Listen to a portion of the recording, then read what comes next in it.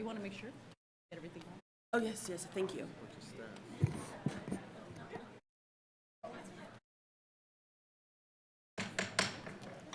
Right. Now that all the council members are present, I will call to order the July 17th meeting of the City of West Sacramento City Council, West Sacramento Redevelopment Agency, and Finance Authority. We will begin with the land acknowledgement. We would like to acknowledge that the land on which we live, work, learn, and commune is the original homelands of the indigenous people of West Sacramento, who have stewarded this land throughout the generations. We acknowledge and we thank the original inhabitants who have occupied, maintained, and secured this place, and who still exist on this land. We respect and celebrate the many diverse indigenous peoples still connected to this land on which we gather. The council did not meet in closed session tonight, and now we would like to invite our guests to join the council and staff in the pledge, which will be led by our Fire Marshal, Brian Johnson.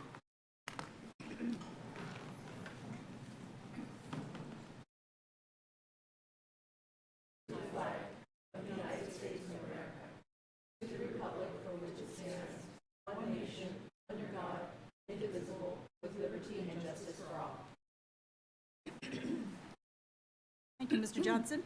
As is noted in our agenda, City Council is prohibited by state law from discussing or taking any action on items that are brought up under item 1 for public comment, but it provides an opportunity for a public forum. The public is given an opportunity at this time to address City Council's issues not listed on the agenda. And we do ask that anyone wishing to address the council on this or any other item in this evening, to please fill out a request to speak card and return it back to the clerk. And the request to speak cards are over there. And once the staff report has been read and we open up the item for public comment, the clerk will announce your name for you to walk to the podium right here to speak. Now, in front of the clerk, there is a timer to ensure that everyone has a chance to be heard. So we ask that all comments be limited to 3 minutes. Also, in front of the clerk is an analog flip chart, which indicates which agenda item the council is currently considering. So I do see a few new faces. If you'd like to speak tonight, if you could please get a request to speak card and write the number on which agenda item you'd like to speak on and make sure you submit that to the clerk. We also recognize that for some, speaking in public can cause anxiety, so we request that there be no applause or boos, catcalls, or other demonstrations. And furthermore, so that we may maintain a civil discourse here in the chambers, we ask that those in attendance and those who address the City Council abide by the Code of Conduct, which is posted, not speak in loud, threatening, offensive, abusive, or other disrespectful language that disrupts, disturbs, or otherwise impedes the orderly conduct of the meeting. So this brings us to item 1, presentations by the public on matters not on the agenda within the jurisdiction of the council, and each person has 3 minutes to speak. Madam Clerk, are there any requests to speak? Alexander Hampton.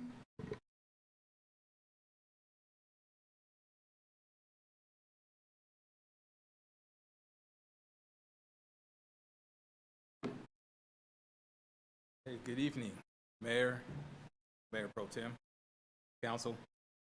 My name is Alexander Hampton. I am a field representative for Sacramento. And first, I would like to address some of the worries about the hardworking men and women who are going to build projects in West Sacramento. 31% of workers lack health insurance. That's nearly 3 times the rate of all workers. We have seen the devastation from COVID-19 has caused and seen how important health care is for everyone. These workers should not be excluded from that. To help eliminate these problems, we need to make sure that prevailing wage health care, apprenticeship, local hire compliance is required on housing projects built in West Sacramento. As leaders of the community, what are you going to do to work towards this goal to make sure that doesn't happen to the workers anymore? They deserve better. And one of the reasons why I make this speech is because I go to job sites, West Sacramento, Sacramento Davis, and as a carpenter, one of the big things that you have on your side when you're working is the health care, the decent wage. And a lot of these workers that I speak to don't have that. They don't have the healthcare. They don't have a decent wage. They're getting piecework on the same work that I'm doing. I don't think that's fair. So I think that we need to really think about the workers when, especially contractors come in here, developers come in here, to this city. We need to think about the workers that are working hard because they can't even afford the place that they're building, So I think that is my speech here today, and I thank you very much for allowing me to speak. Thank you so much, Mr. Hamilton. Guy Stevenson. I know that, oh, God. Madam Mayor, Madam, all you ladies, sorry, I'm just nervous, I'm tired also. I have an issue with your turnkey program. Not that the program is not designed to help people, it's the people that run it. Because there is a lot of prostitution, drugs going in these different programs. And I know that you contract for people to oversee, but I see when I drive down here, people sitting out front, smoking, dealing drugs. Me and Rob Strange just had this conversation. Those programs are designed to help people get well and move on. Not to be a flop house for prostitution and drugs. And I have many, many hours of footage of this going on, and I'm gonna upload it at some point because I think it needs to be addressed. And I know that Aaron is trying to save the city money by contracting these agencies, but if they're not doing what they're supposed to do, because in Sacramento County, you get busted for drugs, alcohol, B cases, which is prostitution, you're getting kicked out. And that's it. But they don't do that over here. And I'm not blaming Mark Sawyer. He's just a part of the program. He has other people, and they contract. All I'm asking you to do is reconsider their contract in the future, because these programs are designed to help people. I want to see people get well, and I don't want to see them end up over at the Yellow County Coroner's office or in a hospital from drugs, because there's plenty of them over there in these different turnkey programs. So, Madam Mayor, Vice Mayor, and City Council members, please consider in your next contract to try to find somebody that will do a better job. Thank you, and God bless all of you. Thank you, Guy. Robin Davis.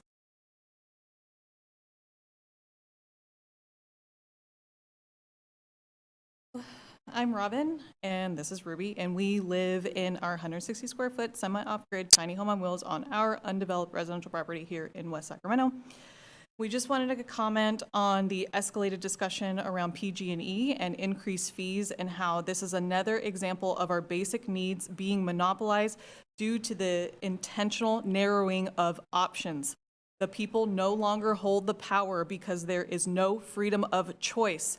We are at the mercy of housing developer monopolies and energy company monopolies, and they are the ones empowered through government policy. This is unconstitutional. We need to get back to policy that supports options and innovation with the people's best interests in mind, not profit and revenue. The discussion among neighbors has been around switching to SMUD or turning PG&E into a public utility. I'd like to add that we should also be allowed to have off-grid options. Every other day, we see another street or area in West Sac and around the entire region with someone losing power. This is a fragile, unreliable system, and we should be allowed to opt out completely. This is about freedom of choice for the people from a system controlled by wealthy elites that has shown to be unsustainable in more ways than one and too expensive to maintain. Luckily, by allowing tiny homes on wheels as an alternative housing option puts less of a strain on our grid and will save this region and state significantly on energy, because tiny homes just simply do not need to use anywhere near the amount of what traditional homes use. The average tiny home uses 3,000 kilowatt hours of energy per year. A kilowatt hour is a measure of the amount of energy something uses over time. So compare that to the average American home, which uses 10,000 kilowatt hours per year.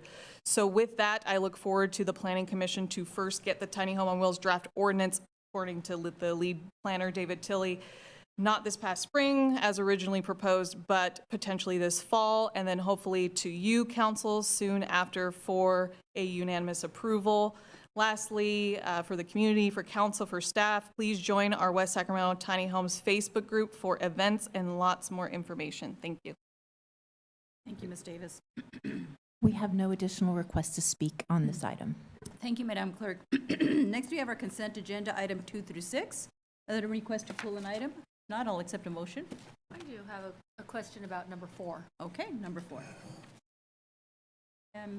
Is it a quick question, or should we pull it for a separate vote? No, no need for a separate vote. Okay. Any other requests? All right, with that, we'll just hold the rest of the consent for item number 4, which is our consideration of affordable housing agreement with Evergreen Apartments, Inc. for the Evergreen Apartments project. All right. Hi, good evening, Mayor Guerrero and council members. Tanya Flores, Assistant Community Investment Planner from Economic Development and Housing. It's wonderful to see you up there. Thank you so much, Tanya, for coming to the podium.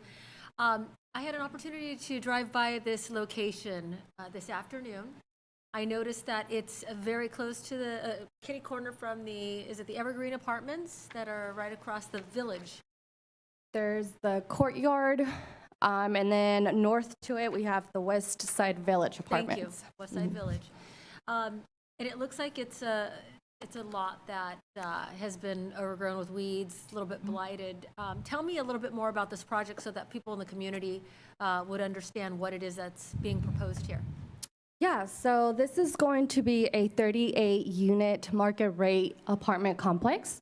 It's going to offer a mix of studio that's going to be 1 to 2 bedrooms. It'll range between 438 to 755 square feet.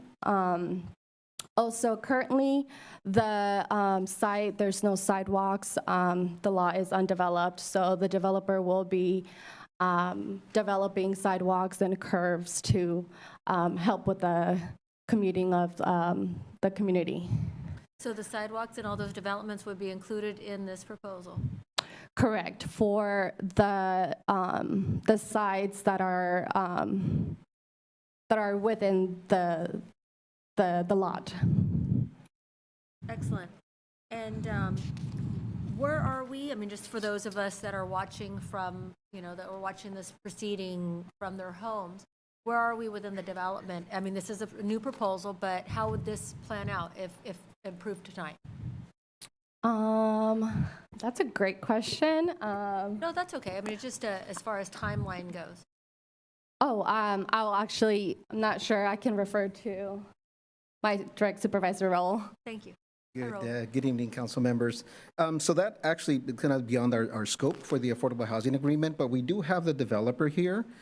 We can ask them to come and provide come up with a time frame of when they expect to begin the project, assuming that the affordable housing agreement is approved.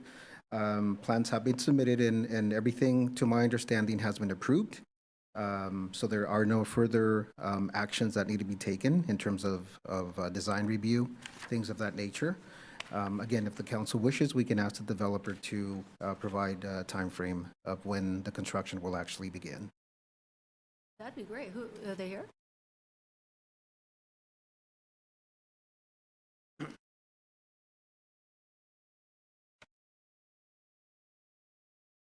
You guys for your time. So we think if we get affordable housing contract done today, we are hoping to start construction January or February, depending on the weather of 2025.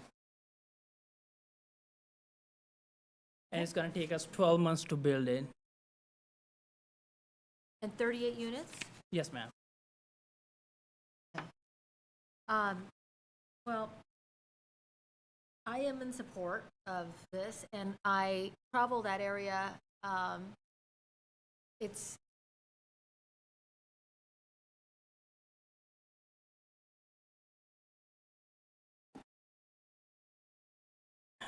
I'm 1 year off, it's 26. okay. Yeah, I'm sorry. I was going to say, that's a pretty Yeah, efficient 26, timeline there. I'm not going to question. Yeah, I mean, hey, if I'm you can do sorry. it, you can do it. But I'm familiar with that area, and I would say that it does, we would look forward to any investment in that area. So when I saw this, that immediately tabbed it in the timeline. I'm interested in seeing what the renderings would look like and what that can bring a traditionally neglected area. So thank you for bringing this proposal forward. Did you get a chance to look at the renderings? I mean,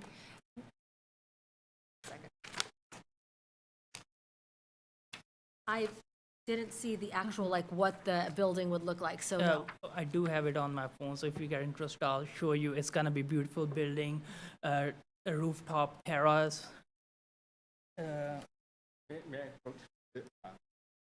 Yes, you please. may.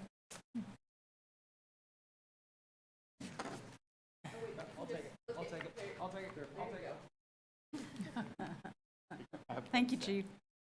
I'm new to this, so sorry about that. Not at all. And it's okay. We weren't expecting to go over the project. This is the affordable housing component of your project, so we weren't, it's okay. Well, I mean, we all have our individual questions, right? So I No, I'm appreciate just that. saying he's apologizing. I'm saying he doesn't have to apologize. Oh, got it, thank you.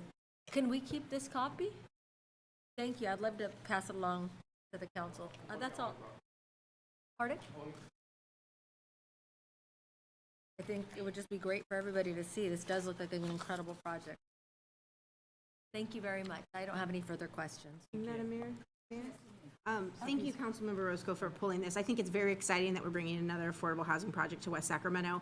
When construction completes and the units are available, how can residents find out that the space is available? It's market rate.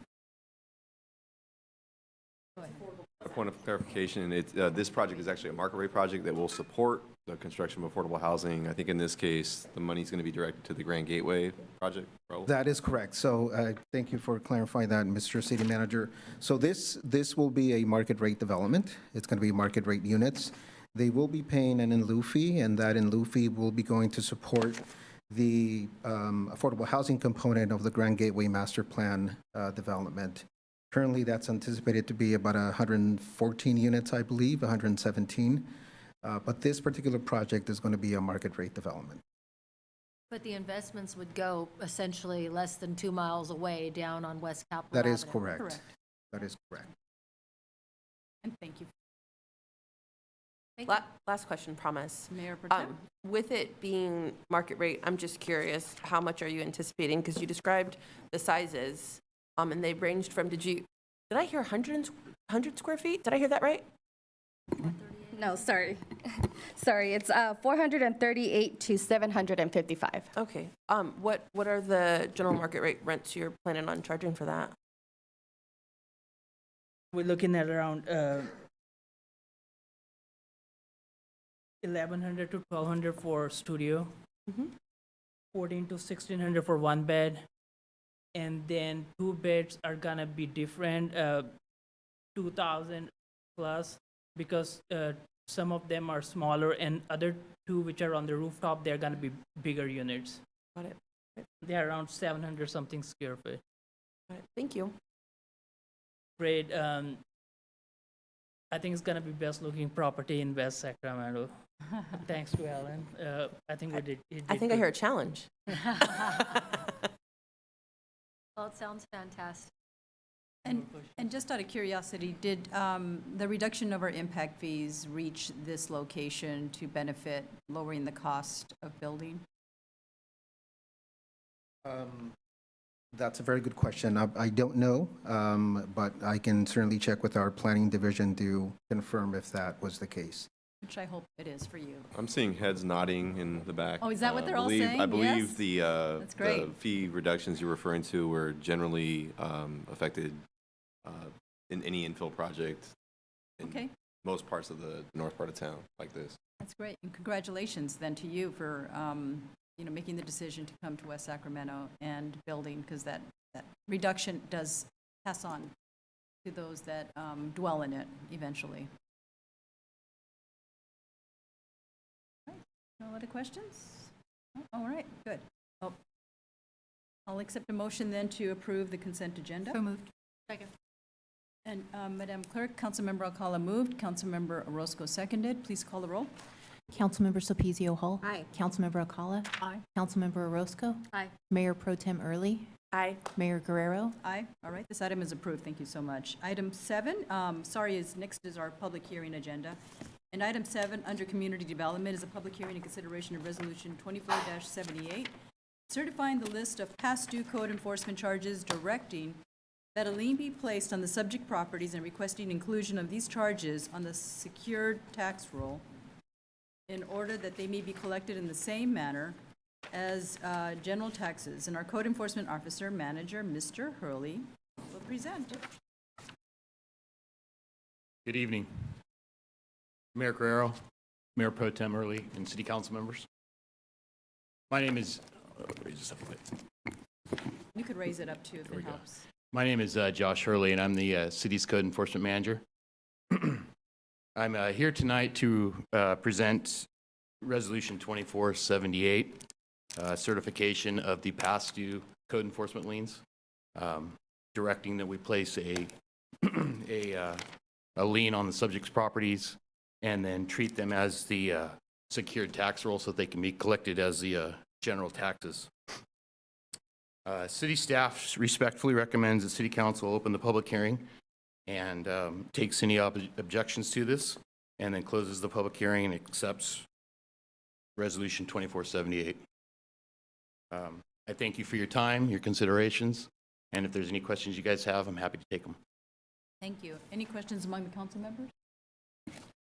All right, then I'll open it up for public comment. Madam Clerk, are there any requests to speak?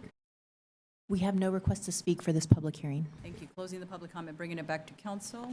If there are no other questions, comments, I'll accept a motion to approve Mr. Hurley's request. So moved. Second.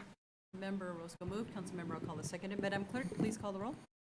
Councilmember Sulpicio Hull. Aye. Councilmember Alcala. Aye. Councilmember Orozco. Aye. Mayor Pro Tem Early. Aye. Mayor Guerrero. Aye. Thank you, Mr. Hurley, for all your hard work out enforcing our codes that are going out there. Thank you very much. Appreciate it. Next is item 8 under finance, is a public hearing in consideration of resolution 24-73, confirming the diagram and assessment and ordering improvements for the storm drain maintenance, District Number 1, Rayleigh's Landing. Senior Finance Analyst Mark Rudeville will present. You may present. Not as tall as Josh. Good evening, Madam Mayor and members of the council. This is a routine item for the Storm Drain Maintenance District. We are not imposing any increases to this assessment district. This assessment was adopted prior to the 218 process, but this is a requirement from the county that we come before you to adopt the resolution of approving the map and the assessment so it can be placed on the tax roll. Tonight, we are asking to hold a public hearing, and after the public hearing, to adopt the resolution confirming the diagram and assessment and ordering the maintenance to be made. Thank you. Are there any questions among the council members? Madam Clerk, any public comment requests? Open it up for public comment. We have received no request to speak at this public hearing. Thank you. Closing public comment, bringing it back to council. If there are no comments and questions, I'll accept the motion to, approve the resolution. Early moves. Orozco second. Okay, Mayor Pro Tem Early moved. Councilmember Orozco second. Madam Clerk, please call the roll. Councilmember Sulpicio Hull. Aye. Councilmember Alcala. Aye. Councilmember Orozco. Aye. Mayor Pro Tem Early. Aye. Mayor Guerrero.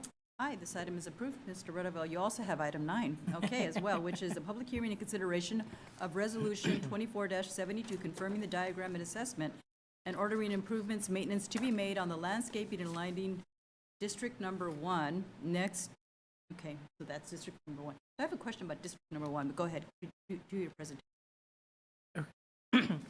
Good evening, Madam Mayor and members of council. Just like the previous item, this is a routine item for this lighting and landscaping district. We're not posing any increases to this district. This assessment was adopted prior to the 218 process, but it's a requirement from the county that we come before you to adopt the resolution from the county that approving the map and assessment so it can be placed on the tax roll. Tonight, we're asking to hold a public hearing, and after the public hearing, to adopt the resolution confirming the diagram and assessment and to order the maintenance that needs to be made for that tax roll season. Thank you. So I do have one quick question in referencing District Number 1, and how that's referenced. Is that the technical term that we use for this? Any other questions among council members? All right, Madam Clerk, I'll open it up for public comment and request to speak. We have no request to speak at this public hearing. Thank you. Closing the public comment and bringing it back to council for any more questions, comments, a motion. So moved. Second. Councilmember Rose moved. Councilmember Alcala seconded. Madam Clerk, please call the roll. Councilmember Sulpicio Hull. Aye. Councilmember Acala. Aye. Councilmember Orozco. Aye. Mayor Pro Tem Early. Aye. Mayor Guerrero. Aye. Thank you so much, Mr. Radaville. Next is item 10 under finance is a public hearing and consideration of resolution 24-80, certifying inclusion of delinquent charges and penalties for water, sewer, and refuse services on the secure tax roll in the same manner as the general taxes, and directing that a lien also be placed on the subject properties, and our finance supervisor, Angie Familia, will present on this. Good evening. Good evening, Madam Mayor and council members. I'm Angie Familia from the Finance Department. Every year, the city conducts a public hearing in order to place the delinquent water, sewer, and refuse charges on the secured property tax roll, and at the same time, we request authorization to place liens on these delinquent properties. Toward the end of the fiscal year, city staff prepares a list of unpaid utility service charges on accounts that have been delinquent for more than 60 days. We use that list to send out notices in mid-June to notify the customers of the delinquent amount and encourage them to pay, and of course, reach out to the city if they have any questions. As of today, the delinquent amount of the utility service charges has reduced to $483,522. This is less than we have seen in previous years, due in part to the city applying for and receiving funds from the state's extended water and wastewater arrearage program in the amount of $1.1 million. Credits were applied to the customers who were past due during COVID periods of March 4th, 2020 to December 31st, 2022. We are also in the process of implementing online bill pay and presentment to utility billing customers, and hope that easier access to account information will reduce late payments in the future. The city staff will continue to accept payments through July 25th to allow staff to have a few days to process all of the final payments and pull together the list in order for it to be submitted to the county and added to the 24-25 tax roll. I would love to answer any questions the council may have and ask for council to open the public hearing. Thank you, Ms. Amelia. Bringing it back to council for any questions or comments? I do have some questions. Please bring it out. That online payment would be huge. When is that going to be implemented? We're hoping for a date in fall, right around fall. So we secured or a vendor for that? Yeah, we're working on it right now. Good, thank you. Mayor, do you have a follow-up on your question? Sure, and just one other question. Sometimes I like to get my, the bank to pay bills. Is that going to be a mechanism that would be eligible, or do you have to go directly to the payment system? I don't know if you got a presentation on how this works, but. We have that method set up already. We can already receive payments if your Fine. bank Yes. sets them, yeah. Okay. But we will, This new process. the new process, you can go online and you can set it up to, Good. yeah. So you'll have the vendor name that the bank could go in and, okay. Yeah. Very good, thank you, yes. I was going to ask about auto pay also, so that's fine. Yeah. It'll be auto pay, and they'll get an email. They can also do text to pay. Yeah, what the feature doesn't the have phone. is like a prompt saying, hey, you owe a bill through that bank. And sometimes like AT&T is connected to that where it says, oh, you have a payment due. It's not going to send it to the bank, but it'll send it to the user, the notification to the user that they have an amount due. Because I like it going to the bank. Okay. Find out if you can get it sent to the bank. I will because find out. There's like that alert is really helpful for people who do that online banking. Because if it doesn't, because it actually goes to the It goes to the bank, it goes to your email, it goes, you know, sometimes it's how you set it up, you get a text. It's several notifications through the bank that you owe a payment. And that's AT&T does that. Well, you will get the notifications. Okay. Yeah, Oh, you'll good. get notifications. You can, I'm sure you can set it up via text, but I would have to confirm that. But you will be able to get the notifications through your email for sure. Thank you so much. You're welcome. I'll open it up for public comment at this time. Madam Clerk, are there any requests to speak? We have no request to speak at this public hearing. All right, closing public comment, bringing it back to council. I have a question. Yes. Mayor Pro Tem Early. Thank you. What has been the I don't want to call it a holdup, but the barrier to actually being able to provide billing online? Maybe, I don't know. I'm not sure what the holdup is, but I mean, I've been here for 2 years. I started working on looking for the vendor to do it probably about 8 months ago. Oh. So, She's tagging in. yeah. I can't speak for before I was here, but I know prior to Angie's arrival, this was something that was being worked on by our IT. There we're running into a lot of technical issues. We're having some issues working with our current payment vendor, and so when Angie came on and we looked at getting a new vendor for our printing and mailing services, and as part of that, we also solicited for an online bill payment platform, and so we're just finally able to move forward. And we're getting rid of the other vendor, and we're implementing, and with any implementation, you experience problems. We had intended to already be live, but we are getting closer, working through those problems, and so in the next couple of months, you should see some more communication about that. Great. And again, I think you might have said this already, Angie, but the hope would be that we are up and running in fall? We want it to be prior to fall, but Okay. we are still working. What's July? on- It was So- supposed to be Yeah. this week. Yeah. So, I mean, things happen with implementations, and so we don't have a set date, but within the next couple of months. It was supposed to be this week. So Yeah. we're almost there. Yeah. We have a lot of reports that we have to get dialed in, so we're working on those to make sure that there isn't any, everything is as smooth as possible and running better. Okay, thank you. Yeah. I do have an additional question. Recently, Waste Management has sent notifications that we will start possibly getting more penalties because we are going to do this green waste process. Correct. What I find is probably a need for more clarification because this is a new process for many of our residents. And there's probably going to be a couple of warnings, but early on, I like to make sure, I don't know how we do it. There was like a good video of how to do things. So if there's a way for partnering with Waste Management, Our showing Environmental video. Services Division is working with Waste Management on a lot of that. We do the billing, so we have very little to do with the actual know. programming and operations, but we'll definitely coordinate with them and carry along these comments so that they can work better at making sure. I know there's a plan for getting not only the warnings out from Waste Management, but a lot of communication and videos and things online. I don't know where that is in the process. But before this is implemented, I know that there will be additional outreach, and I'll make sure to reach out to them and let them know about your comments. Yeah, and I don't mean to throw this in there, but it needs to be because this is going to incur fees. It's going to,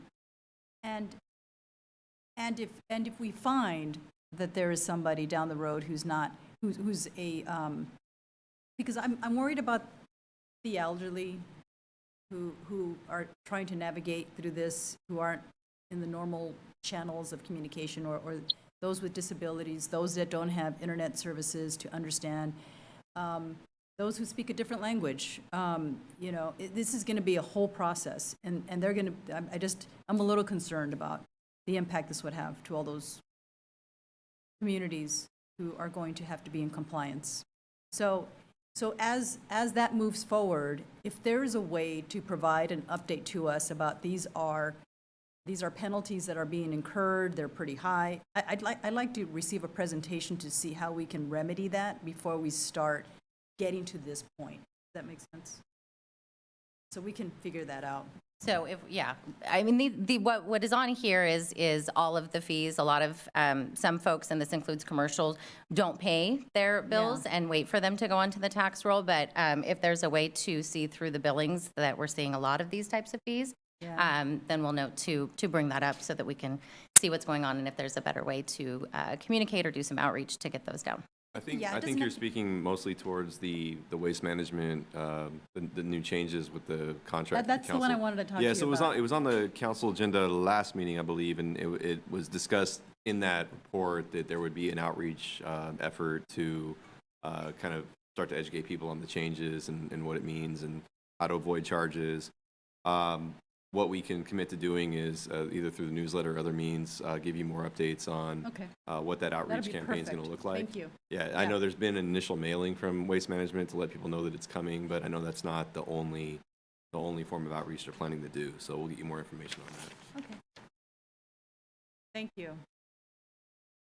That, no other questions? Need a motion to approve?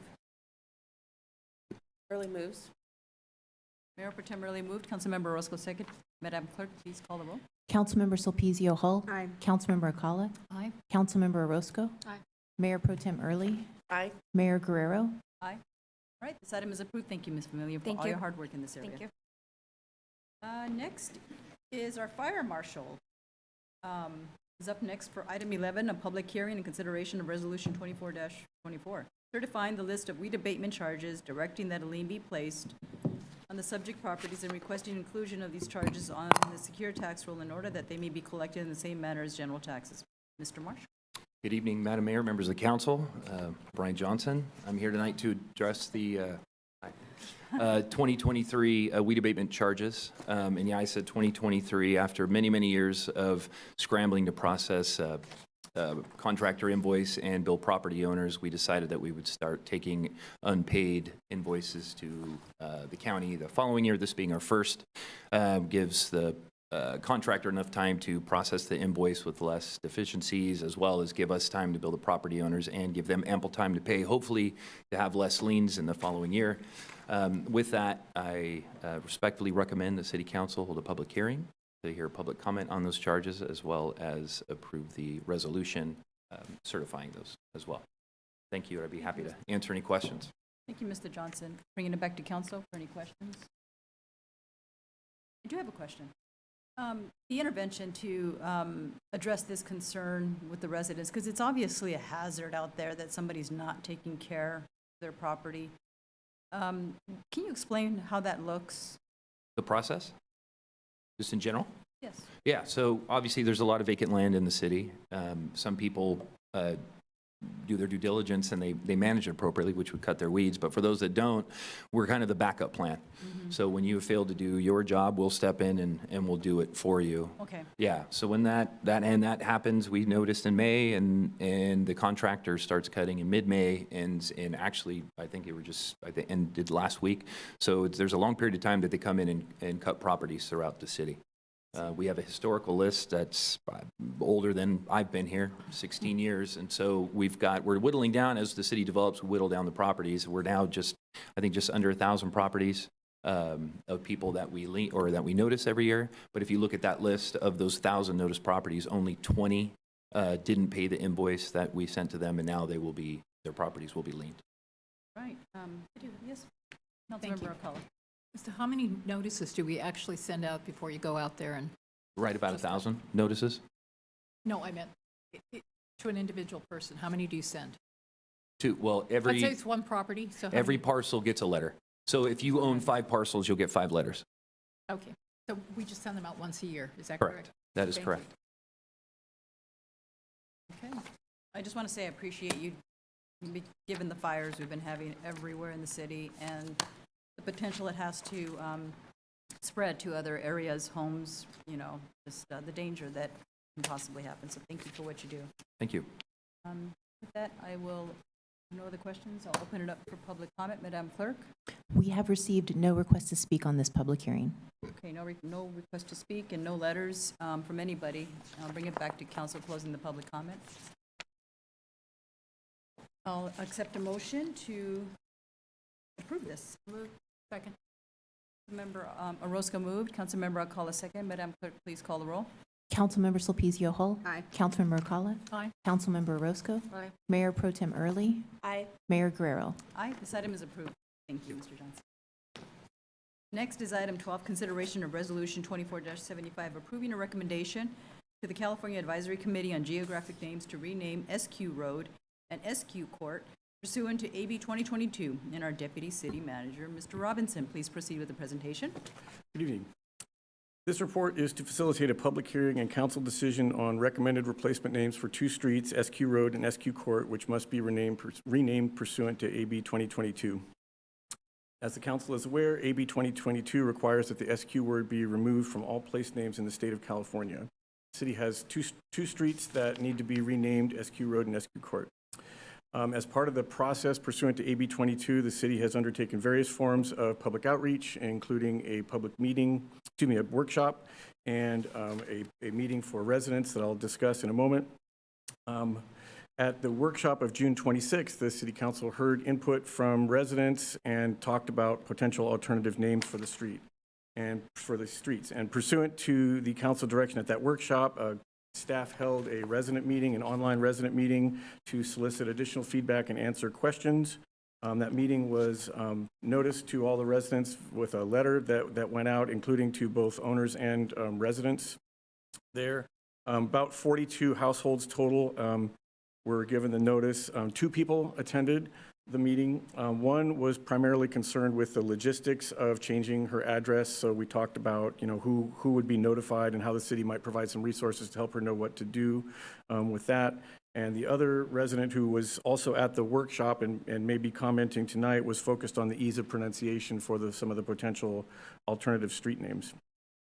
Also, as part of the AB 22 process, staff reached out to local Native American tribes to solicit their input on potential renaming options for these streets. Of those that we contacted, only the Yochidehi Winton Nation responded, and after consulting with their Cultural Affairs Committee and their Tribal Council, they suggested the name Tebti, which means streams flow together, in reference to the Sacramento and American rivers, which have their confluence at West Sacramento. Staff is recommending that the council make Tebti its first choice recommendation for the city's submittal to the California Advisory Committee on Geographic Names. This name takes a street name that was a racial and sexist slur and turns it into an homage to people that have inhabited the land here for centuries, as the council notes in its land acknowledgement before every meeting. Notably, this name is also short and relatively easy to pronounce, which incorporates 2 of the main concerns that we've heard from residents all along through the meetings that we've had. As the council heard at your workshop on the 26th, and in the public comment for this meeting you're likely to hear again, not all residents agree that the proposed replacement name is easy to pronounce. However, objectively, it is a 5-letter, 2-syllable word that is shorter than the average existing street name in West Sacramento. As part of our process after the workshop, we have gone back to the fire department and confirmed again that the word Tebti is not going to cause any disruption to public safety response times on the 2 streets. So with that, in conclusion, staff recommends that the council conduct the public hearing, then vote to approve Resolution 24-75, which would authorize the city managers to submit Tebti as the primary recommendation for naming the 2 streets. If the council chooses, you can also submit secondary and tertiary naming recommendations by adding those to the resolution. That's the end of my presentation. I'd be happy to respond to questions. Thank you, Mr. Robinson. Open it up for questions or comments among council members. No questions or comments. I'm taking it to our clerk to see if there's any public comment requests for this. We have received no request to speak at this public hearing. Okay. Bringing it back to council for any comments. Yes, Mayor Pro Tem Early. Absolutely. I have a comment. So I had an opportunity to reach out to someone representing Yochidehi, and they also helped me understand not only the name itself, but actually that this name is a blessing. It's a blessing for our city. It's a blessing from the sovereign nation to the city of West Sacramento, and that it actually holds very, very special meaning to their tribe. I'm really excited to be able to approve this, especially knowing the effort and the time that Yochadehi and their elders put into this name and working with us. I also want to call out that they were very complimentary and appreciative, John, of all the hard work that you did in making sure that we honored them and also their experience. And again, having a name like this that has been discriminatory and all of the things that go with that. And so appreciate your hard work. Appreciate this blessing from Yochadehi, and so I want to make sure I publicly say thank you, and we appreciate the time that they put into this and working with us.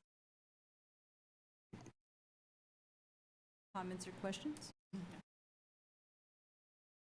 I just wanted to, Yes, Councilmember I'm Roscoe? not going to say it better than Mayor Pro Tem Early, but we are very fortunate, John, for your efforts in this particular very sensitive matter before our city. This is not unique to the way you do work here. I really, truly hope that you extend that retirement date out longer. When I say sensitive, we were all at the last meeting. It took a significant amount of time. We were grateful to have feedback from members of the community who are that concerned about how it is that, I mean, this does affect their households in some ways. With that stated, I want to extend a great thanks to the Yochadehi Winton Nation. They are absolute fantastic partners with our city on a variety of different projects over the years. I'm grateful that we do open our meeting with the land acknowledgement. And as Councilmember Early mentioned in our last meeting, this is the time that we have the opportunity to not just say words to open a meeting, but to make policy. And for far too long, our city has been marred with a blemish of a name that, like as you referred, was sexist and bigoted. This is an opportunity that we can't right that wrong completely. But what we can do is honor the elders and the committee that took the time and the care to ensure that the meaning of the name and the proposal put forth was, was meaningful and had value.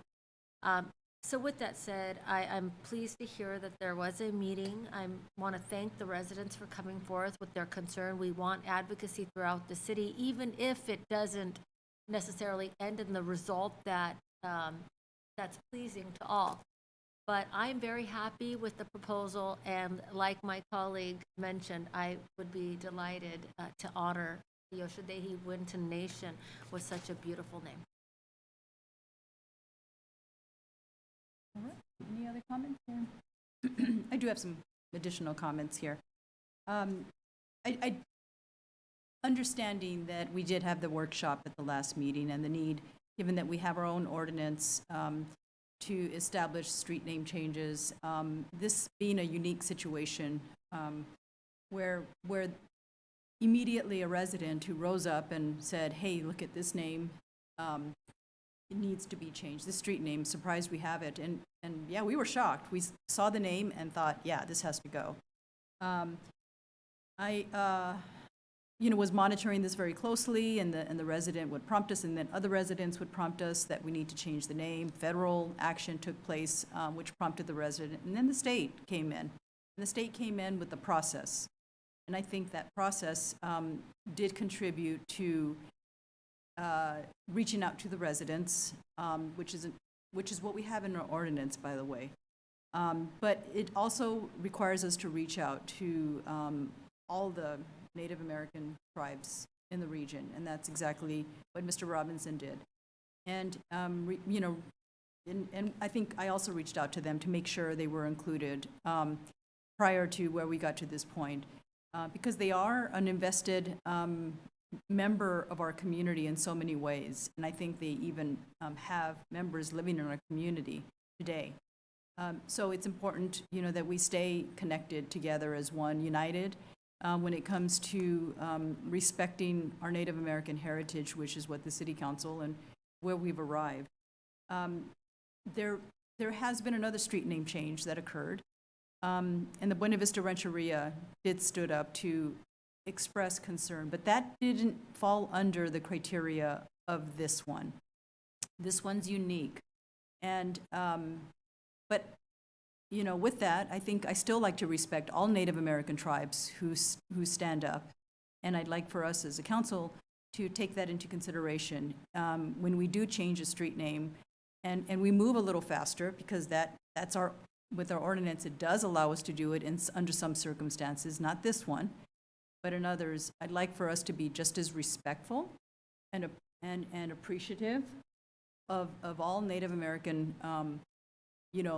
tribal input, and especially on that one too. Given that I was hoping to be able to have that joint meeting with the city, I ended up going door-to-door knocking, checking in with the residents and wanting to get their input. And just to give a little feedback to the residents about what I heard is a very split residential communication back, which was a combination of we need to change the name, to some who actually said, hey, look, I get how Tepti is difficult to express, because I also shared all the other names up and down the state that have been changed. If that list was shown to you, you would understand that this name is not that complicated compared to the other names that other jurisdictions have changed their name.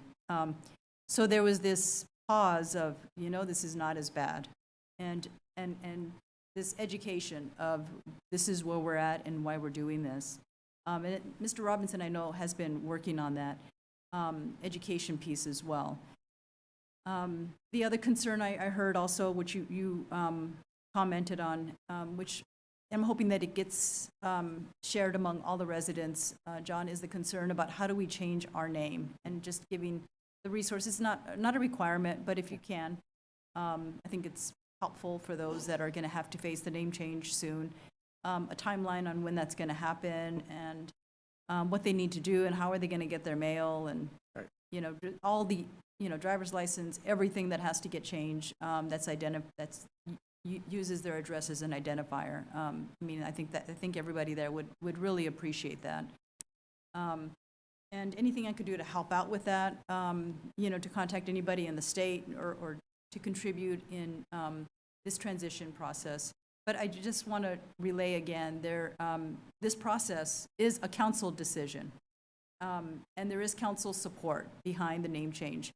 And so, to Tepti. So with that, noting that there is just not one, there's like other names, which are beautiful names as well. Echo, Sonoma, and Solano, which is already a name, a street name.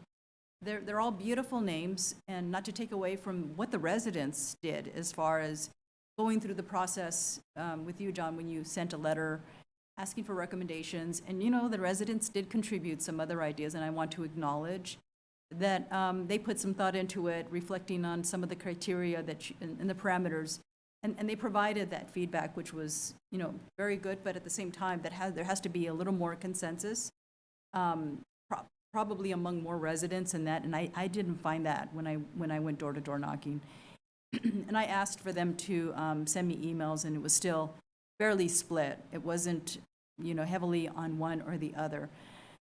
So. So there's been, I think, really good outreach where everybody does know that didn't provide the input, they didn't email, they know that there will be a street name change. They are aware of the process. Some feel like, this isn't, they wanted to contribute and be the only ones to contribute, but that's not that's not the state law. It's the state law requires an inclusion, and that's to repair the harms among the Native Americans that have incurred on them, as they've lived in this land and this land was taken away from them.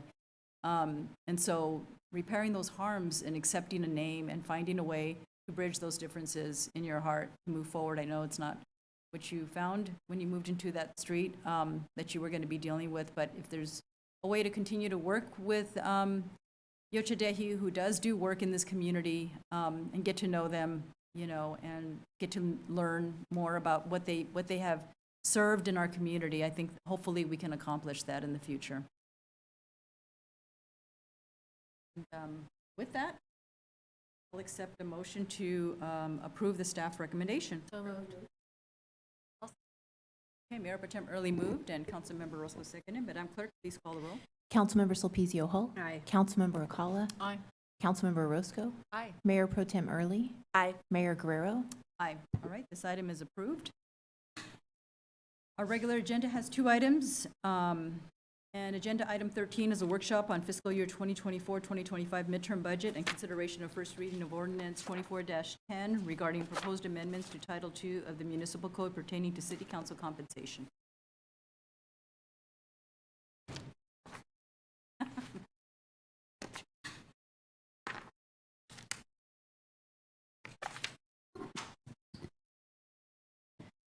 All right. Councilmember Roscoe took what I want to do. I'll try and make this quick because I need to use the restroom. All right.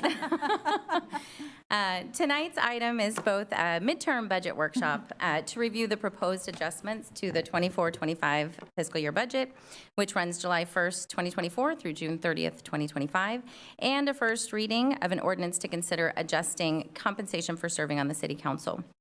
I'll discuss the details of that proposed ordinance and the compensation change a little bit later. That is one of the midterm budget requests proposed tonight. Tonight's presentation will just quickly summarize the midterm budget proposals, provide an update on the general fund and the tax measure funds. This year, the agenda report was structured a little bit differently. It's more of an executive summary, if you will, of the midterm budget and its anticipated impacts on the general fund, ongoing and one-time capacities.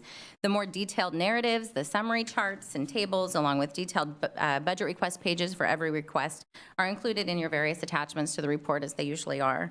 And then this presentation is designed to be an even higher level overview of the proposed budget to provide context for the public for the discussion to follow. So with that, I'll dive in. Oh. We need this. Does it work? How do I do it?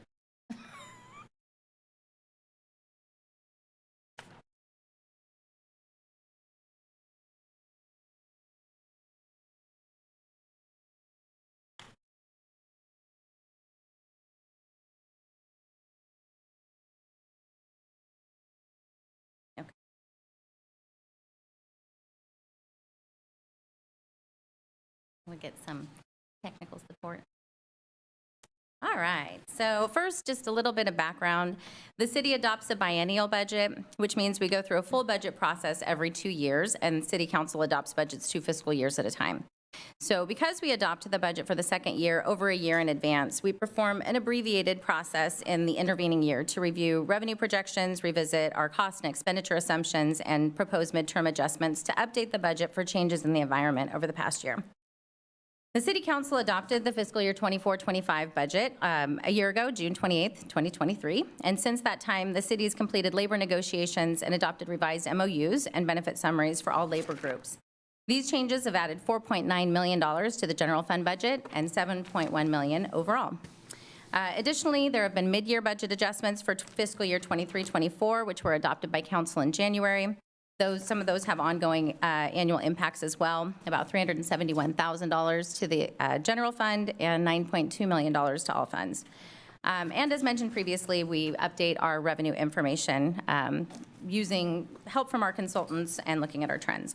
So we'll go into a little bit more detail about how these changes impact the general fund and capacity for the midterm adjustments a little bit later in the presentation. First, we're going to go through and just quickly look at the budget request by category. First, the overall adopted budget for the city is $192.5 million across all city funds. Approval of the midterm budget proposals of $27.7 million would result in a total city budget of $220.2 million. Of that $27.7 million in proposed adjustments, $5.6 million is additional grant funds that are awarded for CIP projects. So requests for city funding sources total $22.1 million across all funds. That seems so loud. Next one, please. All right, and this chart shows the CIP request by category. The blue-green color palette at the bottom represents the various shades of transportation-related projects for a total of $12.6 million, or 57% of the total. The remaining $9.6 million spread across various categories, including $1.2 million for park projects, $4 million in facility projects, $4.3 million in utility projects, and $100,000 for economic development projects. Next slide, please. Thank you. And then this chart shows the same, but by funding source. So of the total $22.1 million in midterm CIP requests, $5.6 million, again, is new grant funding, which leaves about $16.5 million requested of city funds. $5.7 million of that is requested from the general fund, $3.8 million from Measure G, about $7 million from all other funding sources.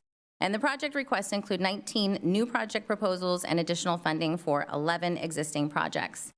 The new projects with grant funding include the Bike, Ped, and Trails Master Plan Update, the Sycamore Trail Phase 4 and 5 project, the Clarksburg Branch Line Extension Project, south of the city limit to Clarksburg, and the US 50 Community Connectivity Project. So a total of $183,070 in local funds are requested to match the $5.6 million in grant funding awarded to these projects. Next slide. This will go quickly. This is just showing by category. So under the economic development category, there is one project, the Grand Gateway Master Plan for $100,000. Here's the $4 million for the municipal facilities requests. Key projects within this are replacement of the HVAC for the community center across the street, ADA transition plan update, several fire station facility improvements, updating the fire station emergency alert system, and a public safety technology master plan. $1.2 million in parks project include ball field improvements at the Alice Norman Park using Measure N community investment funds, and funds to acquire right-of-way for a future park project using Measure G, which was a loan repayment from the port. And under bike, pedestrian, and trail project requests, $2.8 million in total proposed for, again, the Bike, Ped, Trails Master Plan Update, Park Boulevard, bicycle lane and crosswalk restriping, the Clarksburg Branch Line Extension, and Sycamore Trail Phase 3. All right, for $3.4 million is requested for street reconstruction projects, including the State Streets Pavement Rehabilitation Project and non-arterial street pavement rehabilitation. And $6.4 million are requested for other transportation projects, which typically include studies and pre-construction activities for future road rehabilitation projects. So $6.4 million is the total. This includes $3.4 million in new grant funding for the US 50 Connectivity Project and the Sycamore Phase 4 and 5 project. And other key projects in the category are the Stone Boulevard Extension, the Sac Avenue Complete Streets, pre-construction activities, preliminary design, and Enterprise Boulevard crossing. Projects, $4.25 million. Two water projects, the water pump stations evaluation and rehabilitation, and the central water tank rehabilitation and recoding. And then two design projects for sewer rehabilitation, so Park Boulevard and Jefferson Boulevard. There will be additional funds requested for both of those projects in the biennial budget after the designs are completed. All right, and that's it for the categories. I have one more slide here for capital. There are a couple of adjustments that are proposed to existing projects due to limited funding capacity available in the funding sources that are currently allocated to the projects. So first, the on-call arterial street pavement repair has Measure K funds. Due to a reduction in sales tax revenues in the tax measure funds, which I'll explain in a minute, I am proposing to return the Measure K funding and replace it with one-time general fund for this project. And then same with the targeted traffic operations improvements project funded by the road fund. The governor's May revise showed a reduction in gas tax revenues for last year, reducing capacity in the fund, and there are increases to ongoing labor costs related to the recently approved Local 39 MOU, which leave the fund fully appropriated and in a slight deficit position. So swapping the funding source for this project will allow the road fund to end with an expected balance of around $250,000, leaving a cushion for possible reductions in revenues or other unanticipated costs. All right, moving on to the O&M categories, and I realize I didn't bring my water, so I'm probably going to go a little quicker. Midterm O&M requests total $5.6 million across all funds. This is for the O&M category. $2.9 million of this is requested for ongoing annual expenses, and $2.7 million is requested for one-time funding. So this chart shows the breakdown by category. We've got positions, other personnel-related, vehicles and equipment, technology and software, supplies and services, and other are our categories. Next, please. All right. Position changes. In total, there are 3 new positions proposed. Those are the red highlighted items up here. A finance specialist in the police department, an admin analyst in parks and recreation, both general fund funded, and a principal community investment planner in economic development and housing paid by Measure G funds. 2 position reclassifications are proposed by Human Resources in the City Manager's Office. One is to upgrade a senior HR analyst to an HR supervisor. The other is to upgrade the business manager in the home run program to a home run manager. About $17,000 total annual impact for those 2. And funding is proposed to be changed for 2 positions. There was one position that was split 50-50 between the city and the port that is moving 100% to the port. There is another position within the city manager's office that's split 50-50 between Measure E and the general support fund, and we're relieving the Measure E amount, moving it all to the general support fund. So overall, really no impact because it's taking the place of the port funding. So we're alleviating some Measure E funding. Thank you very much, Chief. Fantastic. All right. Other personnel-related requests total $440,000 in one-time funds towards a down payment assistance pilot program for West Sac Police Department officers and a lateral police officer hiring incentives program, and $126,500 annually toward health and wellness screenings for firefighter personnel and a change to city council compensation. The compensation for council members was set when the city incorporated in 1987. In the nearly 38 years since, the city's population has almost doubled, and the demands on its elected officials have expanded as well. The recent transition to district-based elections has accelerated that trend by encouraging residents to focus their requests and inquiries on a single council member elected to represent their district. So we recognize that council members have personal and professional responsibilities outside of their service to the community. And the California Government Code recently changed, allowing for council compensation up to $1,600 per month for a city our size. The proposed ordinance tonight proposes to increase the council compensation to $1,600 a month.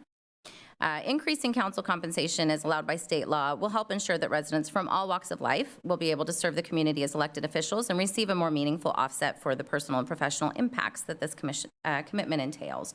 So if approved, the increase in compensation would go into effect after the election when the new council term begins in December. Next slide, please. All right.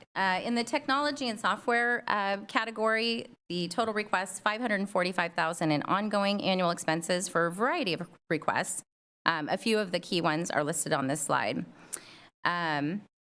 And about $82,000 in one-time costs for implementation of some of the different software. There's recreation center registration software, disaster recovery as a service, and one of the bigger costs is a virtual server and network infrastructure replacement for our end-of-life infrastructure. Next. All right. Vehicles and equipment, we've got $1.6 million in one-time proposed costs and $158,000 in ongoing annual costs. The ongoing costs are primarily to fund a financing payment for a new pumper for the fire department. The other one-time costs are for vehicle replacements, replacement of a hydro excavator truck, other emergency fire department radios, and 6 more months of funding for the temporary HVAC units in City Hall while the permanent units are installed. Right, in the supplies and services category, it's $1.3 million in total requests, $748,000 in one-time costs for programs like the development of an arts master plan, a shade tree program, additional funding for the West Sac Home Run internships and development review process evaluation. And $544,000 in ongoing costs are proposed for real property maintenance, after-hours record support for police department, and a handful of other adjustments for cost increases anticipated for existing costs. Key other requests, this totals $900,000 in ongoing annual appropriation requests. These are things like the OPEB reimbursement and contribution that we had budgeted. They offset each other, and our current actuarial report does not contemplate a reimbursement, and so we're removing that until we can update. We're in process of updating that now. We'll bring it back next year. We've had increases in our risk management premiums, and there is a subsidy proposed for the Discovery Preschool to continue to offer high-quality childcare at affordable tuition prices. So now that we've seen the proposed expenditure adjustments, I'm going to talk briefly about revenues, and then I'll look at tax measure funds and general fund. We are almost done. In January, a mid-year update was provided to council for the last fiscal year. In that update, it was reported that sales tax revenues were projected to come in under our budget projections, while property tax and several other revenue sources were projected to come in over budget. Adjustments were made to revenue budgets for the last fiscal year, and the expected reduction to our sales tax revenue was made for this year. But we delayed the increased revenues until we got closer to the midterm, so we had better projections. So here we are. Since that time, our sales tax revenues have recovered a little bit. We are expected to come in nearly $1.4 million over the reduced budget for the year in the general fund, while tax revenues in the transaction and use tax measure funds are projected to come in under budget. However, good news, we're no longer expecting a reduction in those TUT revenues. It's a slight increase or flat from last year, but not a reduction. So that is positive news, and we expect that they'll increase going forward. The largest increase in revenue for the general fund is the work order and ICAP reimbursement, which is a reimbursement that's received from projects, from capital projects, when project managers charge their time out to projects when they're implementing the projects. The revenue source is volatile. It depends on a variety of factors and includes a true-up portion to reconcile and adjust the rate for differences in budget to actuals. It's updated annually. It follows a strict formula and is approved by our federal cognizant agency, which is the agency that gives us the most federal funds. And it also has a reconciliation of prior year costs, which can impact the rate.